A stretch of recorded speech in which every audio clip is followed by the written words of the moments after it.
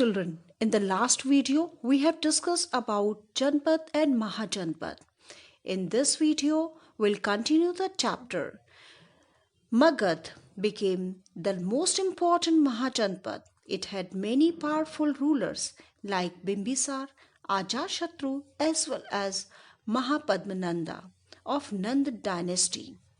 In 321 BC, Chandragupta Maurya defeated the last Nanda ruler, Dhananand, and seized the throne of Magad. Chanakya was his mentor and guide. Chanakya is also known as Kautilya or Vishnugupta. He is the author of the book Arthashastra, which advises the king on the art of administration. After overthrowing the last Nanda ruler, he occupied his capital Patliputra. Chandragupta Maurya continued to capture territories and gradually moved toward the central India.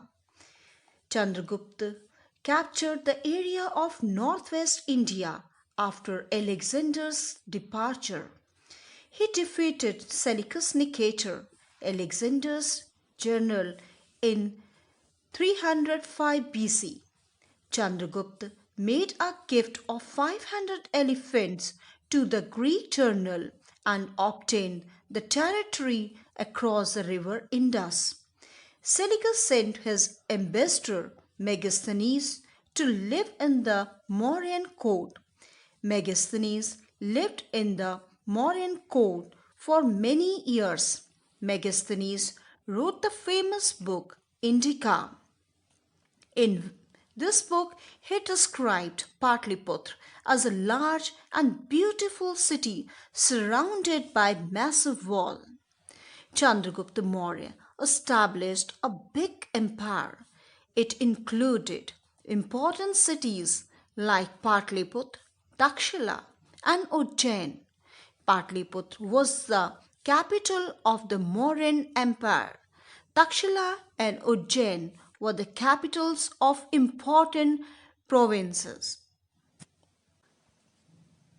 Chandragupta Maurya was succeeded by his son Bindusar in 297 BC. He conquered the Deccan area and extended his empire up to Karnataka. He was succeeded by his son Ashoka. Ashoka is one of the greatest rulers known in history. He ascended the throne in 273 BC. Ashoka was the only king in the history of the world who gave up conquest after winning a war. He was the first ruler who spread his message among people through inscriptions. Most of the inscriptions were in Prakrit. When Ashoka ascended the throne, Kaling was the only kingdom that was not under the Mauryan control. Kaling is the ancient name of coastal Orissa. It was a very powerful kingdom. It controlled the land and sea route to the South India and Southeast Asia. In 261 BC, Ashoka attacked Kalinga and won it after a bitter struggle. About 1.5 lakh people were captured. More than 1 lakh people were killed. Ashoka's victory in the Kalinga War did not bring joy and satisfaction to him. The great destruction, death, and human suffering in the war filled his heart with sorrow and remorse.